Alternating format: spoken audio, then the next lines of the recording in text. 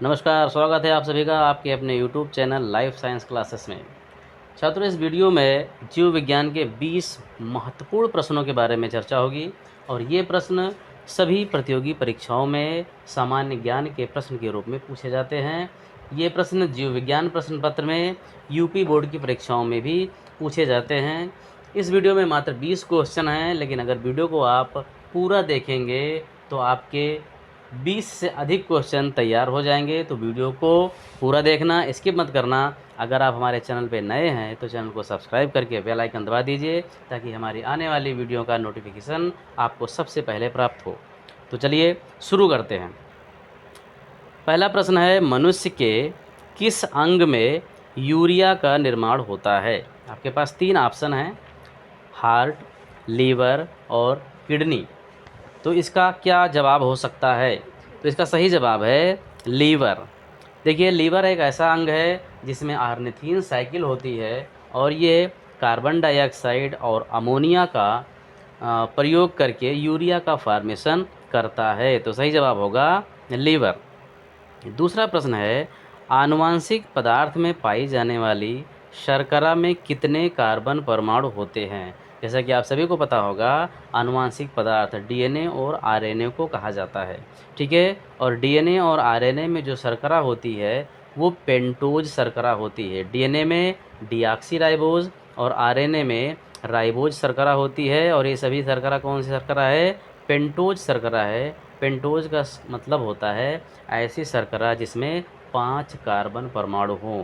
तो इस प्रश्न का ऑप्शन नंबर सी सही होगा कि आनुवांशिक पदार्थ की शर्करा में 5 कार्बन परमाणु होते हैं।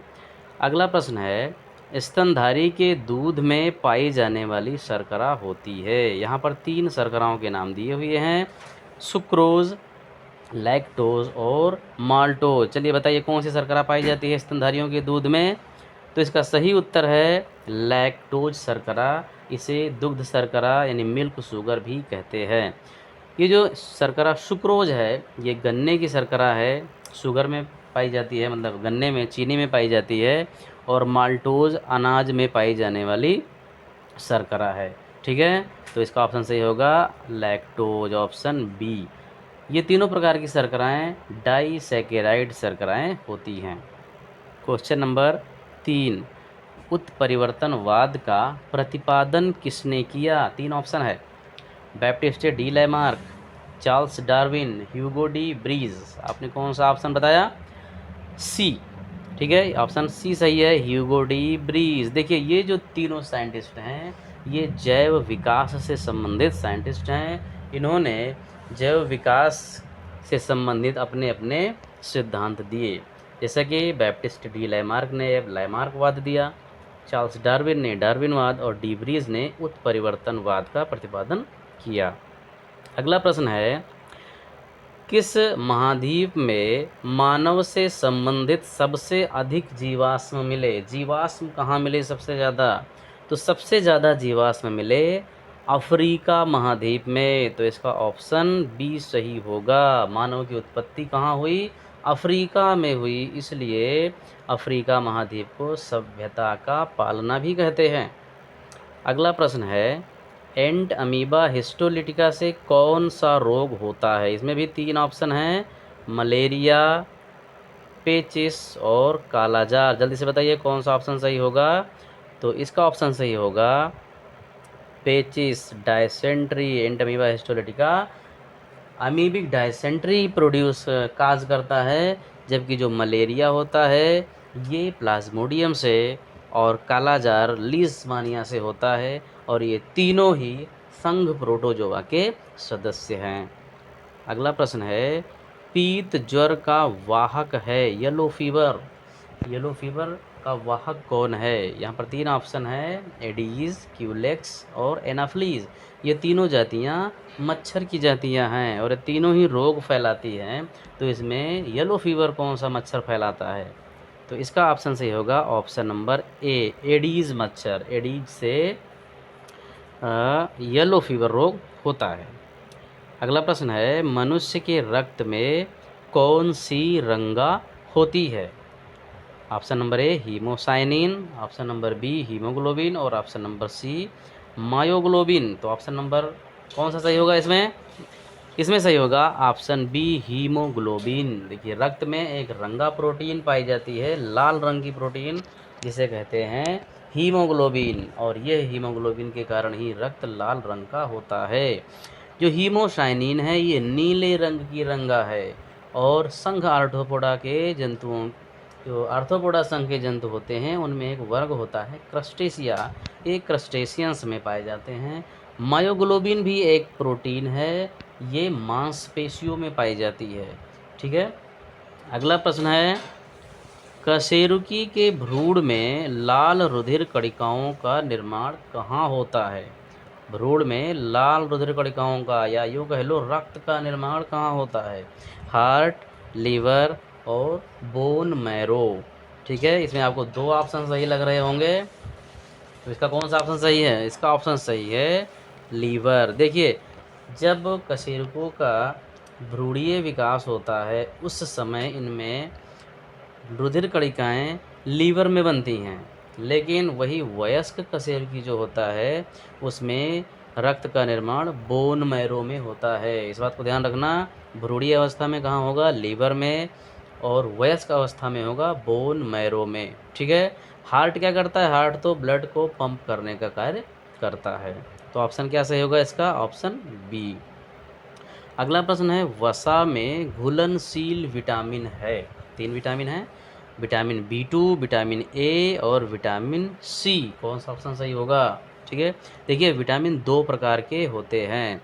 एक विटामिन होता है जो जल में घुलनशील होता है, और दूसरा विटामिन होता है वसा में घुलनशील विटामिन। ठीक है, तो 4 ऐसे विटामिन हैं, इनके नाम याद रखना। 4 ऐसे विटामिन हैं जो वसा में घुलनशील होते हैं, और ये हैं ए, डी, ई और के। ठीक है, ये वसा में होते हैं। बाकी विटामिन बी कॉम्प्लेक्स और विटामिन सी ये जल में घुलनशील विटामिन है। विटामिन बी कॉम्प्लेक्स को बी कॉम्प्लेक्स इसलिए कहा गया क्योंकि विटामिन बी में कई विटामिन आते हैं, जैसे B1, B2, B3, B5, cyanocobalamin, folic acid, ये सभी विटामिन बी कॉम्प्लेक्स बनाते हैं। ठीक है, तो यहाँ पर वसा में घुलनशील विटामिन क्या है? एडेक, ADE के। तो किस ऑप्शन में विटामिन ए है? विटामिन ऑप्शन है बी नंबर, यानी इसका सही जवाब होगा ऑप्शन नंबर बी।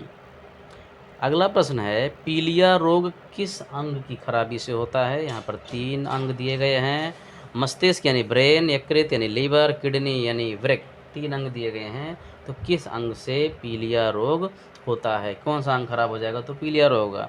देखिए पीलिया रोग में शरीर पीला पड़ जाता है। पीला पड़ने का मुख्य कारण ये है कि बाइल जो यानी पित्त रस जो होता है ये हमारे ब्लड में आने लगता है। तो पित्त रस ब्लड में कब आएगा? जब हमारा लीवर खराब होगा। ठीक है, तो लीवर की खराबी से पीलिया रोग होता है। ठीक है, तो इसका ऑप्शन सही हो जाएगा लीवर। ब्रेन का इससे कोई संबंध नहीं है, और जो वृक्क होता है यानी किडनी, ये ब्लड को फिल्टर करने का कार्य करता है। तो इसका जो ऑप्शन सही होगा ये होगा ऑप्शन नंबर बी, लीवर। अगला प्रश्न है, यदि त्वचा के घाव नहीं भर रहे हैं तो भोजन में किसकी मात्रा अधिक होनी चाहिए? हरी सब्जियों की, कैल्शियम की, या विटामिन सी की? ठीक है, देखिए हरी सब्जियां जिनमें बहुत सारे न्यूट्रिएंट्स होते हैं, मिनरल्स होते हैं। ठीक है, और कैल्शियम, जो कैल्शियम हमारे हड्डियों के लिए होता है। विटामिन सी, विटामिन सी घाव भरने के लिए, त्वचा संबंधित रोगों के लिए बहुत ही आवश्यक है। तो अगर इसकी कमी हो जाएगी तो घाव नहीं भरेगा। तो इसका कौन सा ऑप्शन सही होगा? Vitamin C. अगला क्वेश्चन है, कोशिका का ऊर्जा गृह किसे कहते हैं? पावर हाउस, कोशिका का पावर हाउस किसे कहते हैं? जल्दी से बताइए कौन सा ऑप्शन सही होगा? इसका ऑप्शन सही होगा बी। कौन सा? माइटोकॉन्ड्रिया। देखिए माइटोकॉन्ड्रिया में क्या होता है, जो हमारे भोज्य पदार्थ हैं इनका ऑक्सीश्वसन होता है। ठीक है, तो वहाँ से ऊर्जा मिलती है, और ये ऊर्जा ATP के रूप में स्टोर हो जाती है। जब कभी ज़रूरत पड़ती है तो यही ATP ADP में बदल जाता है, और ऊर्जा प्राप्त होती है। ठीक है, तो माइटोकॉन्ड्रिया को कहते हैं कोशिका का ऊर्जा गृह या कोशिका का पावर हाउस। देखिए गाल्जी बॉडी को क्या कहेंगे, गाल्जी बॉडी को कहते हैं कोशिका का ट्रैफिक पुलिस, कोशिका का ट्रैफिक पुलिस। और केंद्रक को कहते हैं कोशिका का हार्ट या ब्रेन। अगला प्रश्न है, मनुष्य के हृदय में कितने कक्ष होते हैं, कितने चेंबर होते हैं, 2, 3 या 4? तो कौन सा ऑप्शन सही होगा? इसमें से होगा ऑप्शन नंबर सी, मनुष्य के हृदय में 4 कक्ष होते हैं, जिनमें से 2 अलिंद होते हैं और 2 होते हैं निलय। अलिंद, 2 अलिंद हो गया और 2 कक्ष हो गए निलय। अलिंद ऊपर की तरफ होते हैं और निलय नीचे की तरफ होते हैं। अलिंदों में हाँ, शुद्ध और अशुद्ध दोनों रक्त होता है, मतलब जो बायां अलिंद होता है उसमें शुद्ध रक्त और बाएं निलय में शुद्ध रक्त, दाएं अलिंद में अशुद्ध रक्त और दाएं निलय में अशुद्ध रक्त होता है। ठीक है, तो जो मनुष्य का हृदय है इसमें 4 कक्ष होंगे। 3 कक्ष किस में होगा? देखिए यहाँ एक क्वेश्चन आपके और पक्के होने जा रहे हैं। 3 क्वेश्चन, 3 हार्ट, मतलब हृदय में 3 कक्ष किस में होंगे? मगरमच्छ। ठीक है, मगरमच्छ जो होता है क्रोकोडाइल, क्रोकोडाइल में उसके हार्ट में 3 चेंबर होते हैं और जितनी मछलियाँ होती हैं उनके हार्ट में 2 चेंबर होते हैं। ठीक है, अगला प्रश्न, लीडिग कोशिकाएं कहाँ पाई जाती हैं?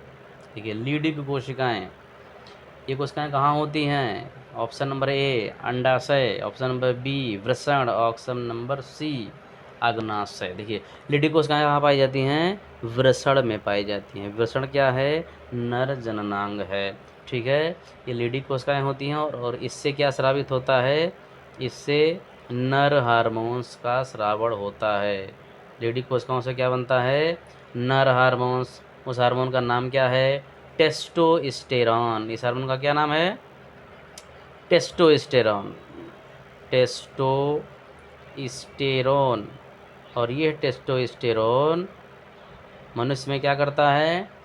ये स्पर्म के फॉर्मेशन को और जो द्वितीयक लैंगिक लक्षण होते हैं इसके विकास को प्रेरित करता है। ठीक है, तो लीडिग कोशिकाएं कहाँ होती हैं?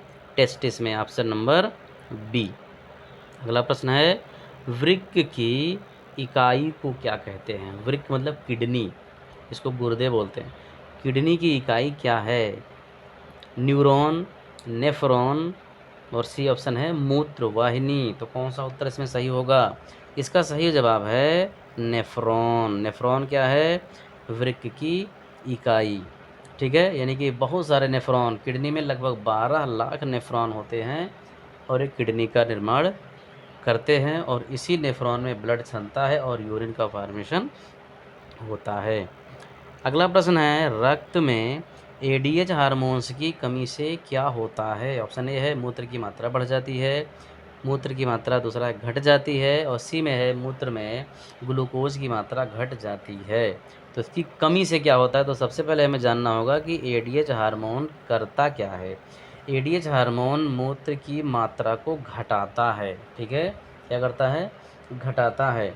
तो अगर ये हार्मोन की कमी हो जाएगी तो मूत्र की मात्रा बढ़ जाएगी। तो ऑप्शन नंबर ए इसका सही होगा। अगला प्रश्न है, यदि हृदय की सारी तंत्रिकीय सप्लाई काट दी जाए तो क्या होगा? ये सारी तंत्रिकीय सप्लाई काट दी जाए तो क्या होगा? ए है हृदय बिना लय के धड़केगा, बी लय के साथ धड़केगा, सी हृदय धड़कना बंद कर देगा। बताइए कौन सा ऑप्शन सही होगा इसमें? तो इसका सही उत्तर है ऑप्शन नंबर बी, हृदय लय के साथ धड़केगा, मतलब जैसे वो नॉर्मली धड़क रहा था वैसे ही धड़केगा, इसकी पर कोई प्रभाव नहीं पड़ेगा। ऐसा इसलिए है क्योंकि हार्ट एक सेमी ऑटोनॉमस ऑर्गन है और इसका अपना पेसमेकर होता है जो हृदय के आवेगों का स्वतः जनरेशन करता है। इसको तंत्रिकीय आवेग की ज़रूरत नहीं होती है। ठीक है, इसलिए व्यक्ति जब कभी कभी कोमा में चला जाता है तो भी हृदय धड़कता रहता है। सारे अंग कार्य करना बंद कर देंगे लेकिन हृदय तभी भी धड़कता रहेगा। अगला प्रश्न है, ये आखिरी प्रश्न है, मनुष्य के शरीर की सबसे लंबी अस्थि कौन सी है? इसके शरीर की सबसे लंबी अस्थि, देखिए सबसे लंबी अस्थि मतलब हड्डी, हड्डी कौन सी है? पुरोस्थी है या फीमर है या क्लेविकल है? तो इसका सही जवाब क्या होगा? इसका सही जवाब होगा option number B, femur bone. Femur हड्डी जो होती है वो सबसे लंबी और सबसे मजबूत हड्डी भी होती है। वे कहाँ पाई जाती है? ये जांघ में पाई जाती है, ठीक है। जबकि स्टर्नम यानी उरोस्थी जो है ये एक चपटी हड्डी होती है, हमारे वक्ष भाग में, सीने में पाई जाती है। और क्लेविकल ये कंधे और गले वाले भाग में पाई जाती है। इसे ब्यूटी बोन भी कहते हैं। इसे क्या कहते हैं? Beauty bone. और दूसरी क्या खास बात है इसकी? ये हमारे शरीर की सबसे कमज़ोर हड्डी है। कौन सी? क्लेविकल। सबसे कमज़ोर हड्डी होती है क्लेविकल। तो ये रहे आज के 20 क्वेश्चन। आपको ये वीडियो कैसा लगा हमें कमेंट करके ज़रूर बताइए, और वीडियो को लाइक करिए, चैनल को सब्सक्राइब करिए। मिलते हैं अगले वीडियो में। नमस्कार।